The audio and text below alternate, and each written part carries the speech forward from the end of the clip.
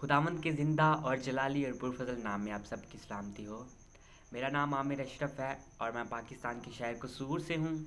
और मैं खुदावंद का बहुत शुक्रगुज़ार हूँ कि खुदावंद ने मुझे बरकत दी और मैं आपके लिए बरकत का बाइस बनूँ और खुदावंद का पाक कलाम आपके लिए बरकत लाए और आपके घराने में खुशहाली लाए।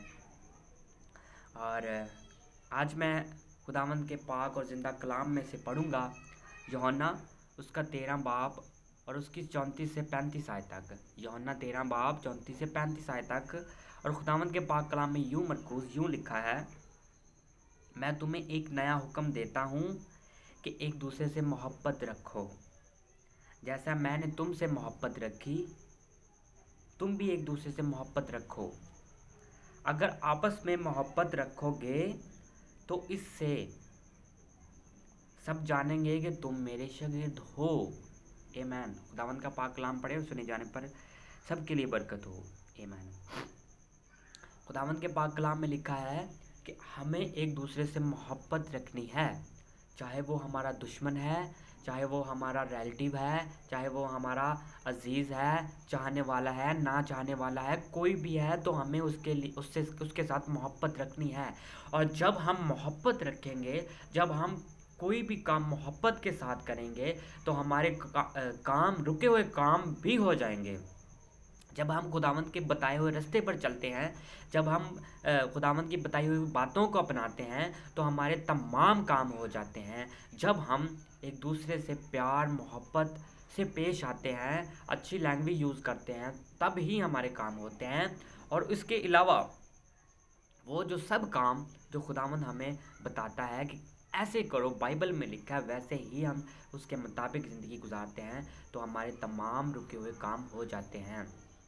और खुदावंद कहता है कि जैसे मैंने मोहब्बत रखी, खुदावंद ने हमसे ऐसी मोहब्बत रखी कि उसने हमारे गुनाहों की खातिर अपने आप को सलीब पर मसलूब किया।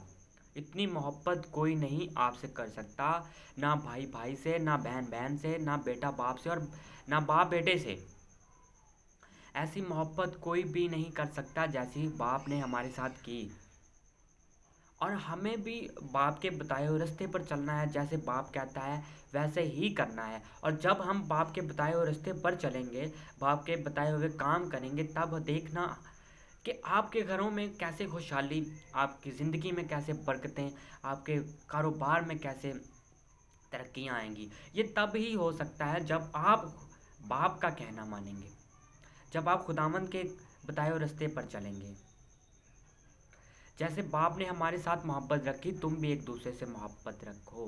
जैसा कि आपके कोई रिश्तेदार हैं, आपके मोहल्लेदार हैं, आपके रिलेटिव हैं, या आपके चाहने वाले हैं, ना चाहने वाले हैं, आपके दुश्मन हैं, ताकीद करने वाले हैं, लानत करने वाले, सबसे मोहब्बत रखो।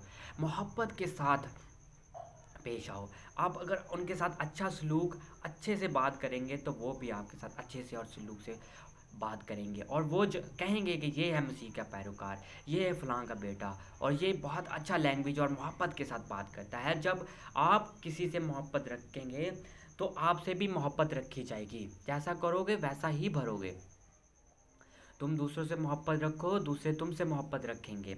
और जैसा खुदावन ने कहा, अगर अगर हम आपस में मोहब्बत रखेंगे, जैसे हम भाई दोस्त बहनें रिलेटिव रिश्तेदार, कोई भी, अगर हम आपस में मोहब्बत रखेंगे तब ही हम खुदावंद के शागिर्द कहलाएंगे।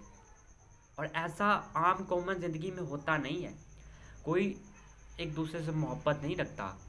सारे एक दूसरे को खींचने में, एक दूसरे की टांगें खींचने में, या जलन जलान में है कि ये कैसे तरक्की करता, ये इसने कैसे तरक्की की, इसको कहाँ से कुछ मिल गया, या ये क्या क्या कर रहा है, ये कोई 2 नंबर काम कर रहा है, या ये वो उसकी बैकग्राउंड में नहीं जाते कि वो कितनी दुआ करता है या वो खुदा से कितना प्यार करता है।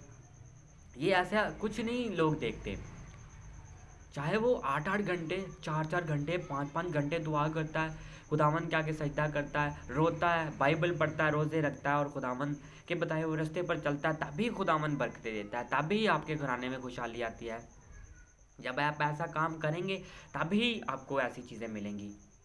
और लेकिन कुछ लोग ऐसा सोचते हैं कि नहीं, इसने कोई 2 नंबर काम किया है, या कुछ ये ऐसा वैसा कर रहा है जिससे ये बहुत अप हो रहा है, तरक्की कर रहा है। लेकिन जब आप खुदावंद के बताए हुए रास्ते पर चलते हैं तो खुदावंद आपको हर दुनिया की चीज़ अता कर देता है। आजकल बहुत सारी कॉमन सी बातें हैं, तो मैं कुछ बातें शेयर करूंगा आपके साथ। जैसा कि आज हमारे जो पाकिस्तान में मिशन है, मिनिस्ट्री वर्क है, एनजीओज हैं, चर्चिस हैं, जो एक चर्च वाला कहता है कि दूसरे के चर्च में नहीं जाना, दूसरे चर्च वाला कहता है तीसरे के चर्च में नहीं जाना, कलीसिया को कहते हैं। लेकिन मैं आपसे कहता हूं कि आप बाइबल को मद्देनज़र रखें, आप बाइबल के कहने पर चलें, जो बाइबल में लिखा है उसको अपनाएं, ना कि किसी खादमीन की बात सुने, ना कि किसी पास्टर की बात सुने, ना कि किसी एनजीओ की बात सुने, ना कि किसी मिनिस्ट्री वर्क करने वालों की बात सुने। आप सुने तो सिर्फ खुदा के पाक कलाम की आवाज़ सुने, आप सुने तो सिर्फ खुदा की सुने, आप सुने तो अपने दिल की सुने। जब आप ऐसे काम करेंगे, खुदा के घर हैं सारे, जो गलत है सो गलत है, जो आपको बाइबल की गलत तालीम देता है उसे किनारा करें बस। जो आपको बाइबल से रोकता है, जो बाइबल की गलत तालीम देता है, जिससे आपको खुद डाउट पैदा होता है कि ये बंदा बाइबल की गलत तालीम दे रहा है, हमें इसे किनारा करना है, उससे आप किनारा करें और जहाँ उसको समझाएं कि आप बाइबल की गलत तालीम देते हो। फिर आप बाइबल को मद्देनज़र रखते हुए आप बाइबल के बताए हुए रास्ते पर चलें, बाइबल के मुताबिक अपनी ज़िंदगी गुजारें, ना कि किसी मिनिस्ट्री, एनजीओ या चर्चिस की बात सुनें। जब आप ऐसा काम करेंगे तो खुदावंद के पाक कलाम में, खुदावंद अपने पाक कलाम में यूं लिखा है कि वो किसी की तरफदारी नहीं करता। खुदावंद ने कहा कि मैं किसी की तरफदारी नहीं करता, बल्कि वो सच्चाई की तरफदारी करता है, ईमानदारी की तरफदारी करता है। जो खुदा के बताए हुए रास्ते पर चलते हैं उनकी ही तरफदारी करता है। जब आप सच्चाई को अपनाएंगे, ईमानदारी को अपनाएंगे, खुदावंद को अपनाएंगे, तो आप खुशहाली पाएंगे। और मैं आपको कहता हूँ कि आप किसी की तरफदारी ना करें, आप वही करें जो आपका दिल कहता है और जो बाइबल कहती है। जो बाइबल कहती है आप वही करें, जो बाइबल में लिखा है आप वही करें, ना कि आप किसी एनजीओ, मिनिस्ट्री, किसी की ना तरफदारी करें। आप जो बाइबल में लिखा है उसकी तरफदारी करें, जो आपको बाइबल बताती है आप उसकी तरफदारी करें। और जब आप उसकी तरफदारी करेंगे, तो जब एक दूसरे से प्यार करेंगे, मोहब्बत रखेंगे, तभी हमारे काम अच्छे होंगे। अगर एक दोस्त आपको तंग करता है, आपको छेड़ता है, आपको मारता है या आपको दुख देता है, तो मैं कहता हूँ कि आप उनके लिए दुआ करो, आप उनसे मोहब्बत रखो, जितना भी हो सके आप उसके लिए दुआ करो, मोहब्बत रखो। एक दिन नहीं, 2 दिन नहीं, 3 दिन, 4 दिन, 5 दिन, छठे दिन तो वो बेटर हो जाएगा। आपकी मोहब्बत की वजह से, आपकी दुआओं के असर से वो ज़रूर बदलेगा और खुदावंद उसको बदलेगा। और जब वो बदलेगा तो वो आपकी बहुत इज़्ज़त करेगा, वो आपसे बहुत प्यार करेगा। ऐसे ही आप अपने पड़ोस में, मोहल्ले में ऐसा ही करो, अपने रिलेटिव में अपना नाम बनाओ, लोग आपको जाने कि ये मसीह का शागिर्द है, ये मसीह का बेटा है। और जब आप लोगों में पहचाने जाएंगे, तभी हमारे सारा इज़्ज़त और जलाल मसीह के लिए होगा। हम घटें और मसीह बढ़े। आमीन, आमीन।